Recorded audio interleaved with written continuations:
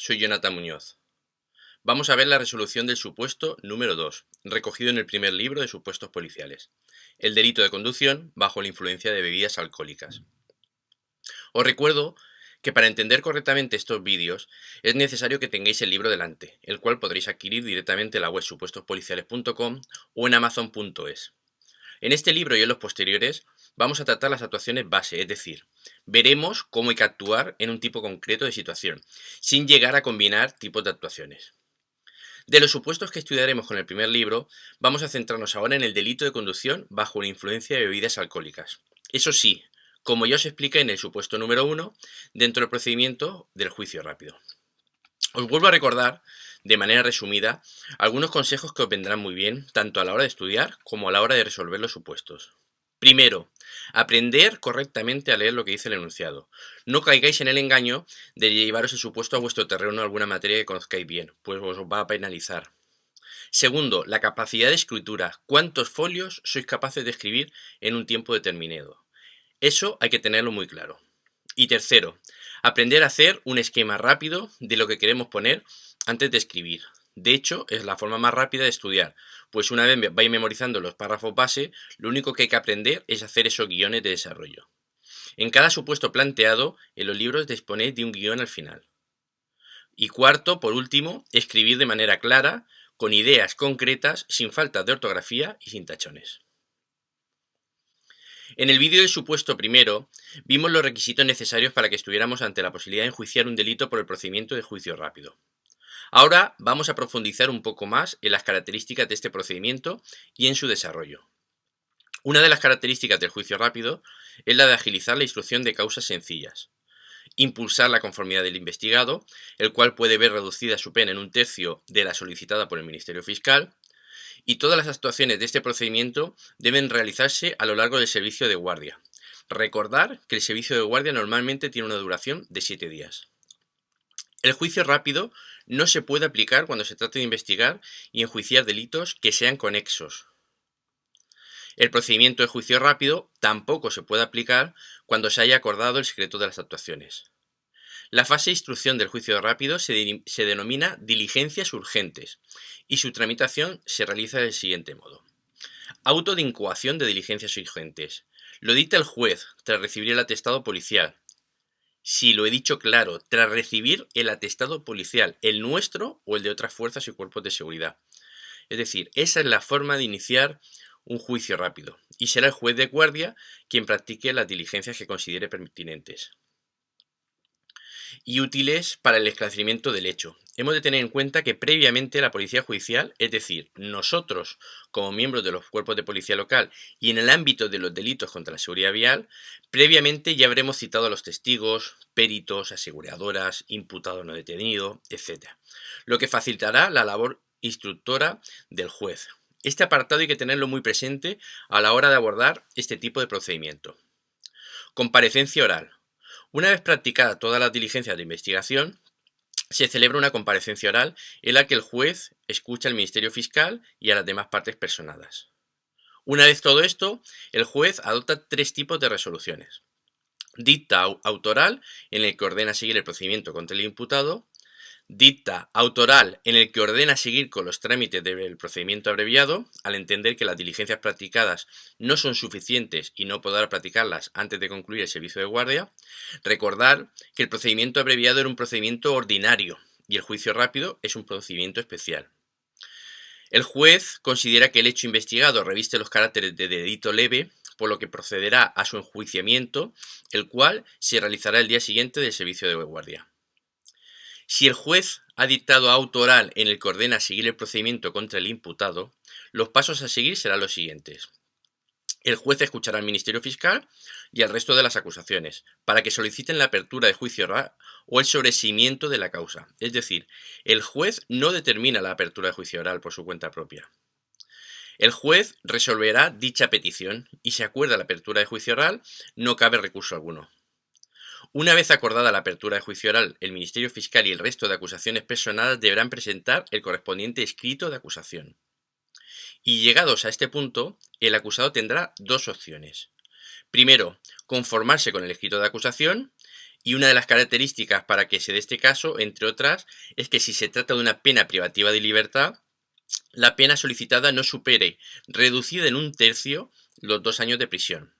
En el vídeo del supuesto 1 ya hablamos de la posibilidad de no cumplir la pena de prisión, si esta era inferior a 2 años. Como te das cuenta, todo está pensado para que el autor de ese hecho no entre en prisión si cumple con los requisitos. En este caso, el juzgado de guardia dictará sentencia de conformidad, imponiendo la pena solicitada por el Ministerio Fiscal reducida en un tercio. La otra opción es no conformarse con el escrito de acusación. Será el abogado del acusado quien deberá presentar el escrito de defensa, incluso de forma oral. Tras ello, el secretario judicial del juzgado de guardia señalará día y hora para la celebración del juicio, pero ya ante el juzgado de lo penal y en un plazo máximo de 15 días. Más adelante os hablaré también de los diferentes juzgados existentes. Una vez hecha esta introducción, vamos a ver el supuesto número 2, el delito de conducción bajo la influencia de bebidas alcohólicas. Como debemos hacer siempre, será una lectura correcta del enunciado, a ver qué podemos sacar de él y qué nos pregunta el tribunal. Usted se encuentra de servicio con su compañero por una de las calles del municipio cuando observan una conducción anómala, consistiendo en que el vehículo circula a velocidad anormalmente reducida y de un lado a otro, llegando a no respetar la luz roja no intermitente de un semáforo. Aquí ya encontramos muchísima información. Se trata de una vía de competencia municipal, por lo tanto, somos el cuerpo de la policía local los que debemos de actuar.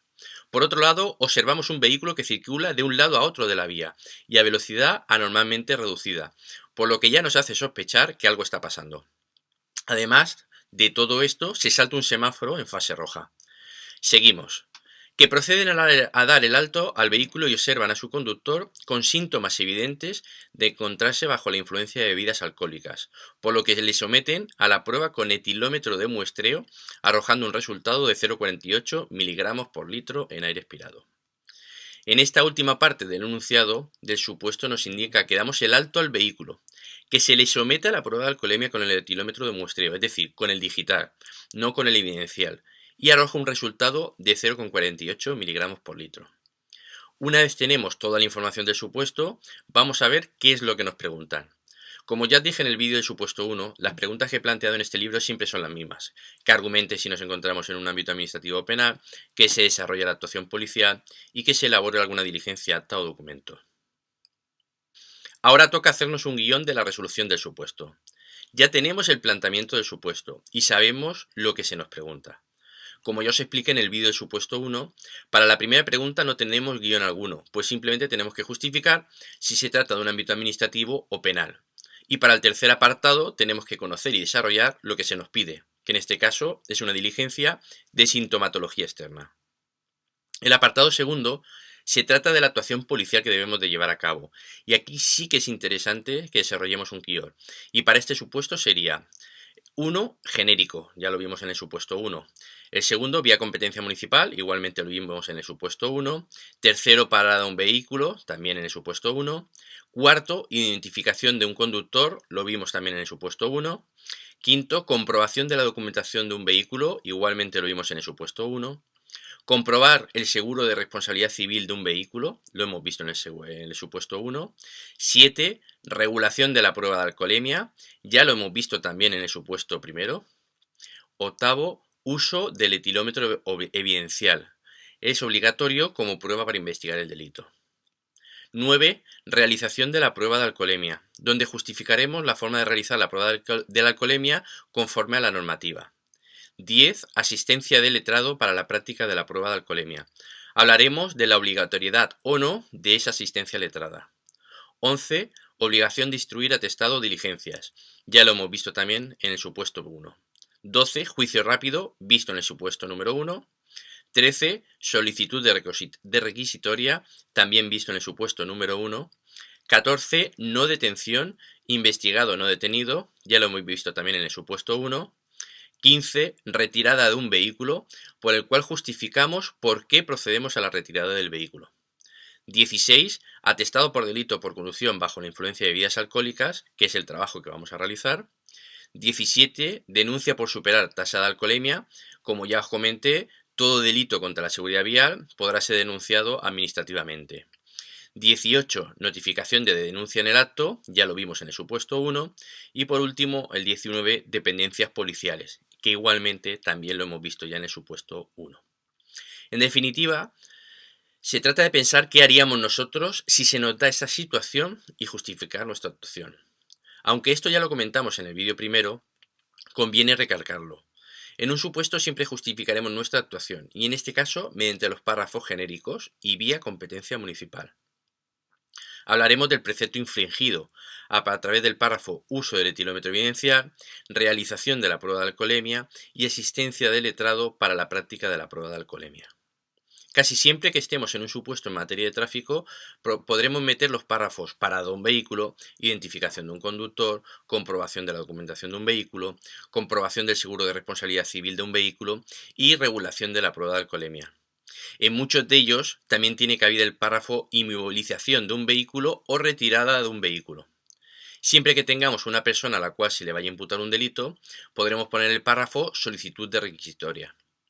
Y siempre que estemos ante un hecho delictivo, podremos poner el párrafo obligación de instruir atestado o diligencia.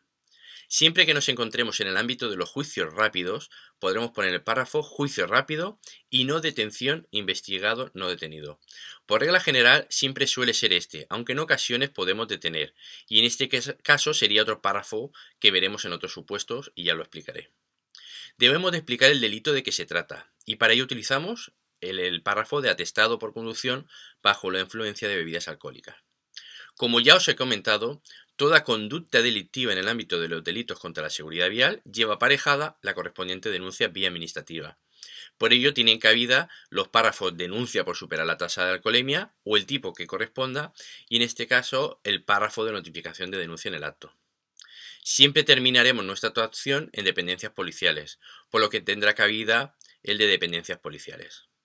Acostumbraos a realizar guiones de la actuación a llevar a cabo. Al final será algo que interioricéis y os será de gran ayuda en vuestra vida profesional también. Para la primera cuestión, justificar si se trata de una actuación en el ámbito administrativo o penal, debemos saber qué es exactamente lo que se nos ha planteado en el supuesto. Tenemos varios datos importantes. Se trata de una vía urbana que realiza una conducción anómala, que comete una infracción de tráfico y que tras someter al conductor a la prueba de alcoholemia arroja un resultado de 0,48 miligramos en litro en aire expirado.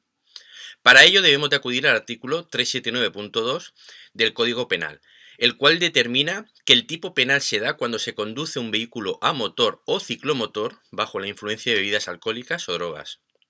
Sin seguir con lo que dice el citado artículo, ya podemos decir que efectivamente ha arrojado una tasa positiva que se establece en 0,25 miligramos litro en aire expirado, salvo para los conductores nobles y profesionales que se establece en 0,15 miligramos litro en aire expirado, y que además, en base a la conducta que hemos observado, siendo esta circular a velocidad anormalmente reducida de manera zigzagueante y llegando incluso a saltarse un semáforo en rojo, podemos decir que se dan los requisitos del tipo penal.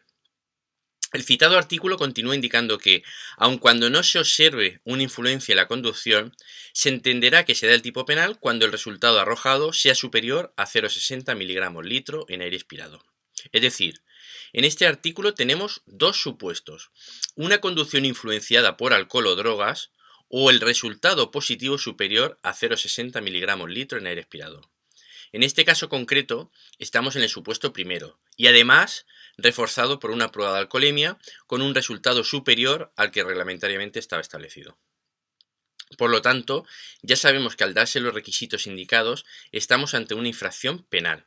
Como ya expliqué en el vídeo del supuesto primero, la diferencia entre peligro concreto y peligro abstracto radica en que el primero, además de darse la conducta peligrosa, requiere de la puesta en peligro del bien jurídico protegido. En el supuesto planteado no se pone en peligro concreto a nadie, es decir, el tipo penal se da aunque se circule solo por la vía. Para finalizar, siempre que podamos hay que intentar introducir cuanta más información mejor, y en este caso he introducido el párrafo del uso del etilómetro evidencial, porque he entendido que podría tener cabida, pero ahí es donde deberéis tener muy en cuenta vuestra capacidad de escritura. Antes de continuar, explicaros la diferencia entre aire expirado y en sangre. Cuando hablamos de un resultado en alcoholemia, lo hacemos en miligramos litros o en gramos litros. Es fácil confundirse al principio. Si usamos la medida en sangre, que se realizará en un centro médico, la medición se realiza en gramos litros. Si usamos la medida en aire expirado, que se realiza mediante el etilómetro, ya sea digital o evidencial, la medición se realiza en miligramos litros y la medida siempre será la mitad que en sangre. Es decir, si el resultado en sangre es 1 gramo por litro, en aire expirado será 0,5 miligramos por litro. Otra cosa que quiero que quede clara es el etilómetro digital y el etilómetro evidencial. Ambos dispositivos sirven para medir la concentración de alcohol en cualquier disolución líquida o gaseosa. El etilómetro digital o alcoholímetro es un aparato de pequeñas dimensiones y que arroja un valor orientativo o indiciario. Si la tasa que arroja es superior a la permitida, 0,25 miligramos litro en aire expirado, salvo para los conductores nobles y profesionales que se establecen 0,15 miligramos litro en aire expirado, se someterá a la persona a una segunda prueba con el etilómetro evidencial, que arrojará un resultado con mayor precisión y además permitirá que se impriman los correspondientes tickets, los cuales se adjuntarán a la denuncia como prueba evidencial y tendrá valor documental ante un juez. Ambos dispositivos se usan con boquillas desechables de un único uso. Ahora bien, últimamente disponemos en el mercado de etilómetros evidenciales de menor tamaño, lo que posibilita que la prueba de muestreo se realice directamente con estos, obviando por lo tanto el primer paso del alcoholímetro. Tratamos ahora la actuación policial, siendo el mismo modelo de los párrafos base. Los tenéis enumerados e indicados en la parte baja de las páginas, con referencia numérica cuando se inserta la resolución. Iremos desgranando uno a uno estos párrafos, los que no se hayan visto hasta ahora, para su mejor comprensión. Empezamos. En la página 70 del libro, primero encontramos el párrafo base número 1 genérico, ya desarrollado en el vídeo del supuesto número 1. También encontramos el párrafo base número 2, vía competencia municipal, igualmente desarrollado en el supuesto número 1.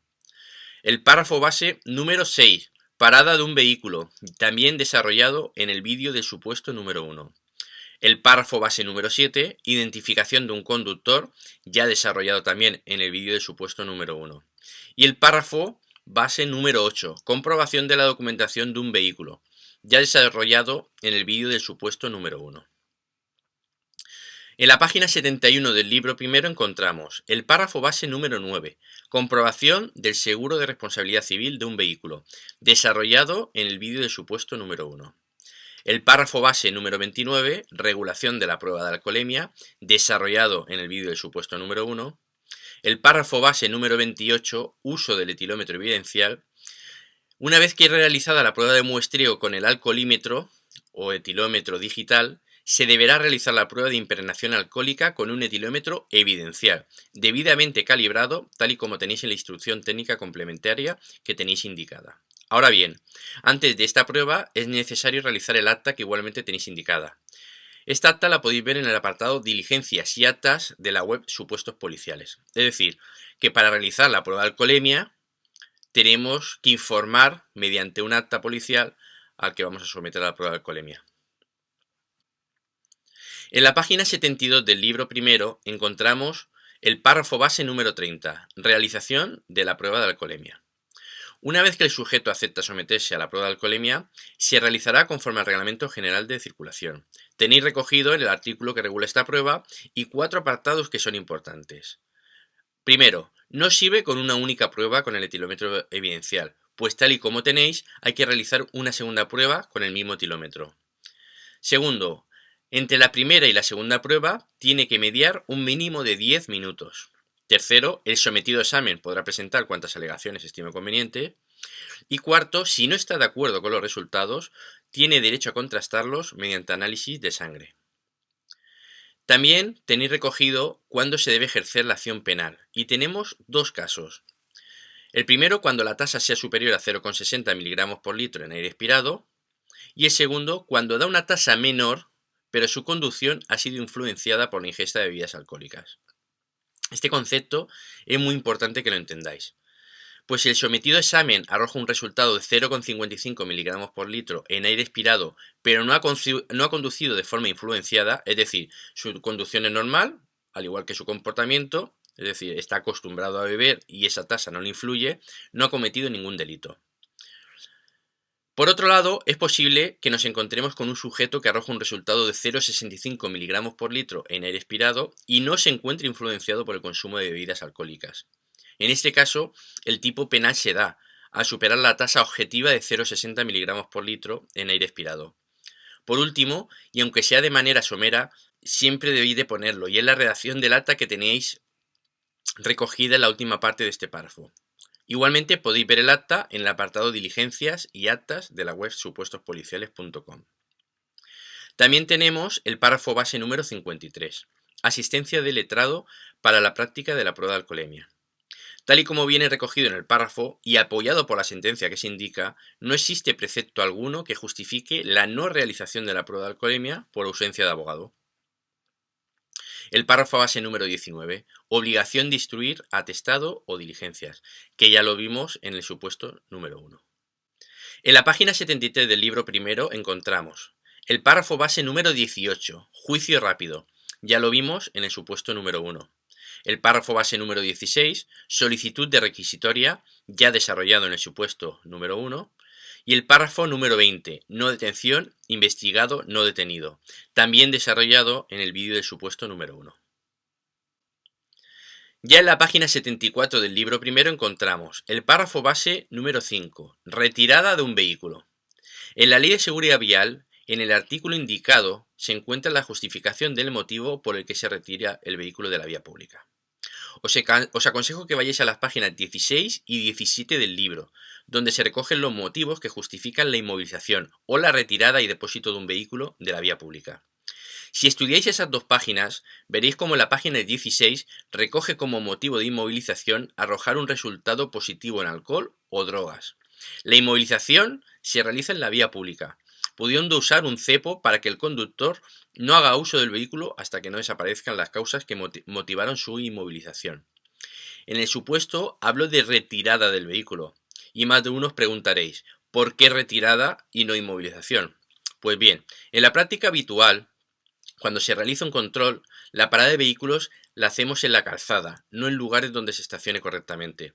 Por lo tanto, es normal que tengamos un vehículo en una zona acotada para realizar el control, pero que realmente es un carril de circulación.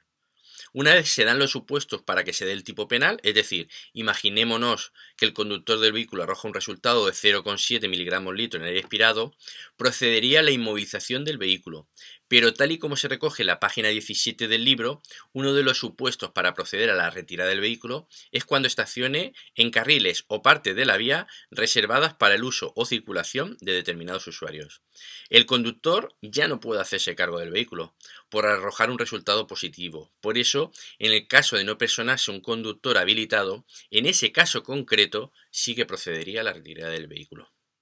Esto es un tema para el que le deis algunas vueltas más, pues no en todos los delitos por conducción bajo la influencia de bebidas alcohólicas se va a proceder a retirar el vehículo. Más bien, procedería a la inmovilización, salvo que se dé el supuesto que os he comentado. También encontramos el párrafo base número 31, atestado por delito por conducción bajo la influencia de bebidas alcohólicas. Como os comenté, cada delito conllevará un párrafo destinado a desarrollar el atestado o diligencia de prevención que haya que confeccionar. Antes de abordar este párrafo, aprovecharé para explicaros la diferencia existente entre atestado, diligencias de prevención y diligencias. En primer lugar, definiremos lo que es una diligencia. Y podemos decir que una diligencia es un documento oficial que verifica ciertos trámites administrativos y deja constancia de ellos. Tenemos diferentes tipos de diligencias, iniciales, de trámite, indagatorias, determinación y remisión, etc. Es decir, una diligencia forma parte junto a otras diligencias, actas y otros documentos de un atestado policial. Por otro lado, podemos definir el atestado como aquel documento oficial en el que se da fe de un hecho, dando cuenta a la autoridad judicial de todas las diligencias realizadas en una investigación, comprobaciones y averiguaciones de un posible delito o infracción. Podemos decir que un atestado es la suma de varias diligencias que lo conforman. Un proceso penal se inicia con la recepción o conocimiento de la notitia criminis, es decir, el hecho penal por parte del juez instructor. Es decir, el juez conoce del hecho presuntamente delictivo a través de varias vías: la denuncia, la querella, el atestado policial o bien de oficio por el órgano judicial. y es esta comunicación la que obliga al juez a proceder a las averiguaciones correspondientes a través ya de la fase de instrucción. Hoy en día, la mayoría de los procedimientos penales se inician mediante el atestado policial, en el cual constarán las diligencias realizadas por la policía judicial respecto de unos hechos con apariencia delictiva. El atestado tiene una serie de requisitos técnicos según se recoge en los artículos 293 a 297 de la Ley de Enjuiciamiento Criminal. Y tal y como se recoge en el citado artículo 297, los atestados que redactaren y las manifestaciones que hicieron los funcionarios de la Policía Judicial se considerarán denuncias a los efectos legales. En el caso de las policías locales, salvo que se recoja cuestión distinta en las correspondientes juntas de seguridad, por ampliación de competencias, redactarán atestados policiales por aquellos delitos contra la seguridad vial que tengan lugar en las vías que sean de su competencia. Es decir, en el caso que nos ocupa, en el delito por conducir bajo la influencia de bebidas alcohólicas, será el cuerpo de la policía local el encargado de instruir el correspondiente atestado, porque el mismo se ha dado en una vía competencia municipal. Si la conducta se hubiera dado en una autopista, autovía, carretera nacional, etc., sería la Guardia Civil de Tráfico la competente para instruir el atestado. A grosso modo, ya sabemos que una diligencia es un documento que forma parte de un atestado. Ahora nos viene la pregunta de ¿y qué son las diligencias de prevención? Técnicamente las podemos definir como aquellas medidas que se adoptan para prevenir daños o para asegurar el buen resultado de una investigación. Para que entendamos correctamente lo que son las diligencias de prevención, debemos de acudir a los artículos 13, 105 y 282 de la Ley de Enjuiciamiento Criminal. En el artículo 13 de la Ley de Enjuiciamiento Criminal se establece que se consideran como primeras diligencias la de consignar las pruebas del delito que puedan desaparecer, la de recoger y poner en custodia cuando conduzca a su comprobación y a la identificación del delincuente, la de detener, en su caso, a los presuntos responsables del delito, y la de proteger a los ofendidos o perjudicados por el mismo, a sus familiares o a otras personas. En el apartado segundo del artículo 105 de la Ley CRIM se establece que la ausencia de denuncia no impedirá la práctica de diligencias de prevención. Y en el artículo 182 de la Ley CRIM se establece que la Policía Judicial tiene por objeto y será obligación de todos los que la componen averiguar los delitos públicos que se cometieren en su territorio o demarcación, practicar, según sus atribuciones, las diligencias necesarias para comprobarlos y descubrir a los delincuentes, y recoger todos los efectos, instrumentos o pruebas del delito cuya desaparición hubiere peligro, poniéndolos a disposición de la autoridad judicial. Lejos de querer tratar el tema de la policía local como policía judicial, que nos ocuparía gran parte del vídeo, tenemos que tener claro, en base a los 3 artículos anteriormente comentados, que las diligencias de prevención las entendemos como aquellas primeras diligencias que efectuaremos como policías locales y que posteriormente trasladaremos, junto al detenido en el caso de que hubiera, a la Guardia Civil o Policía Nacional, dependiendo del municipio en el que nos encontremos trabajando, y que tienen por objeto consignar las pruebas del delito, detener al presunto responsable del delito, proteger a los ofendidos o perjudicados y recoger los efectos o instrumentos del delito. Al fin y al cabo, se tratará de un documento que posteriormente se adjuntará, si finalmente se realiza, al correspondiente atestado policial que confeccionen las fuerzas y cuerpos de seguridad del Estado, por ser el delito investigado competencia de estos. Dicho esto, vamos a hablar del párrafo atestado por delito por conducción bajo la influencia de bebidas alcohólicas. Este párrafo nos sirve para indicar qué diligencias, actas y otros documentos vamos a incluir en el atestado que realicemos. Por supuesto que las diligencias y actas comunes a todos no los mencionaremos, como puede ser la diligencia de identificación, la de exposición de hechos, etc. Pero, por ejemplo, tal y como tenéis en el libro, hay diligencias que en este delito concreto es interesante que estén, como puede ser la de características del vehículo, inspección ocular de la vía y todas las demás que tenéis. ¿Y por qué son importantes todas estas diligencias? Pensar que el juez no está en el lugar de los hechos, y no es lo mismo cometer un delito contra la seguridad vial con un vehículo con una potencia de 70 caballos que con uno con una potencia de 200 caballos. Ni es lo mismo circular por una vía sin apenas circulación y a las 11 de la noche, donde casi no hay ningún peatón, que por una vía concurrida, donde por ejemplo se está celebrando el mercadillo semanal del municipio. Tal y como tenéis descrito en el párrafo, es importante que no falte la descripción del procedimiento y las advertencias al interesado. Esto se consignará mediante las correspondientes actas de información de derechos previos, donde le informamos de la dinámica de la prueba de alcoholemia. Os vuelvo a aconsejar que la descarguéis y la estudiéis del apartado Diligencias y actas de la web supuestospoliciales.com. También es importante adjuntar el certificado de calibración conforme a la instrucción técnica complementaria que os indico en el párrafo base. Las tres últimas partes del párrafo son iguales para todos los párrafos sobre atestados por el delito correspondiente y que ya os expliqué en el vídeo del supuesto primero. Como veis, mi intención es haceros el estudio lo más sencillo posible, de manera que hay partes que una vez estudiadas las podemos incorporar a diferentes párrafos. En la página 75 del libro primero encontramos el párrafo base número 33, denuncia por superar tasa de alcoholemia. Hemos comentado ya en varias ocasiones que toda conducta delictiva en el ámbito de la seguridad vial lleva aparejada su correspondiente denuncia en el ámbito administrativo. Tal y como os pongo en el párrafo, aquí sí que es interesante que pongáis la normativa, el artículo o artículos por los que se denuncia, qué tipo de infracción es y si conlleva o no detracción de puntos. Y al igual que en el párrafo anterior, la última parte también se repite en todos los párrafos en los que tratemos el tema de las denuncias, y también explicado ya en el vídeo del supuesto número 1. En la página 76 del libro primero encontramos el párrafo base número 11, denuncia por no respetar la fase roja de un semáforo. En este caso, y al igual que los párrafos de denuncia, hacemos referencia también al artículo y la normativa que lo regula. Debemos tener en cuenta que en este caso la denuncia por no respetar un semáforo en rojo no está ligado al delito, por lo tanto no es de aplicación el principio non bis in idem, tenerlo en cuenta. Lo indicado sobre el procedimiento sancionador abreviado y el ordinario lo trataremos más adelante en otro vídeo. También encontramos el párrafo base número 15, notificación de denuncia en el acto, ya desarrollado en el vídeo del supuesto número 1. Y por último, el párrafo base número 70, dependencias policiales, desarrollado también en el vídeo del supuesto número 1.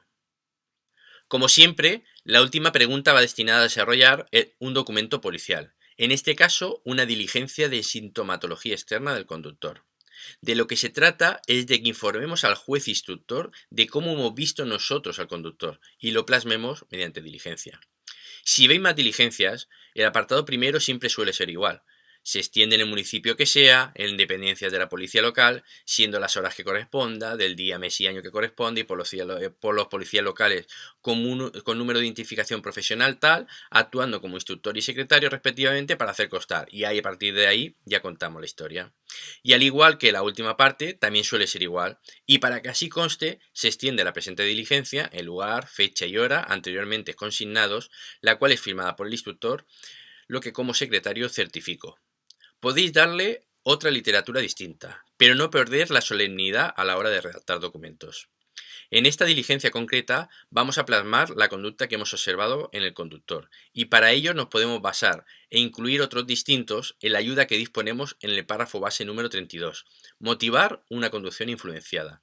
Os aconsejo que la leáis y ahí tenéis formas de comportamiento de un conductor bajo la influencia de bebidas alcohólicas o drogas. Son un ejemplo, como ya os he explicado, y lo que tenéis que hacer es contar la conducta real del conductor. Os vuelvo a aconsejar que vayáis descargando actas y diligencias y os vayáis acostumbrando a ellas, así como memorizándolas. Las tenéis en el apartado Actas y diligencias de la web supuestospoliciales.com. Como ya os dije, esta es una de las partes más importantes del libro. Es una guía que hay que seguir a la hora de redactar un atestado por un delito contra la seguridad vial por conducir bajo la influencia de bebidas alcohólicas. Esta guía os puede servir de gran ayuda en vuestra carrera profesional. En este caso lo tenemos disponible en las páginas 81 y 82 del libro. Como ya os expliqué en el vídeo del supuesto número 1, tenemos tres columnas. La columna central nos indica todos los documentos que puede conllevar el atestado que realicemos e incluso el orden que debe llevar. La primera columna nos dice si el documento en cuestión es de realización obligatoria, opcional o condicionada, y finalmente tenéis la tercera columna, que es el nombre del documento, el cual podéis descargarlo directamente en la web supuestospoliciales.com. En las clases online hacemos prácticas reales de confeccionar un atestado policial o unas diligencias. Ahora, como ejercicio interesante y con los datos que tenéis, deberíais de realizar un atestado completo por un delito de conducción superando el límite de velocidad. Los datos de las personas implicadas os las inventáis y seguid la guía que tenéis. Los documentos los podéis descargar de la web supuestospoliciales.com. Os llevará al principio bastante tiempo, pero poco a poco os iréis familiarizando con la confección de atestados policiales. Como siempre, espero que os haya servido de ayuda y que no decaigáis en el estudio. Estudiar por vuestra cuenta es muy duro, por eso os animo a que si perdéis el tiempo o perdéis el ánimo, os apuntéis a clases, ya sean presenciales u online, en cualquier academia o incluso podéis venir a dar clases conmigo. Tenéis toda la información en la web supuestospoliciales.com y no olvidéis que podéis ir viendo todos los vídeos de los supuestos en la web, así como adquirir los libros. Os espero en el próximo vídeo y mucho ánimo.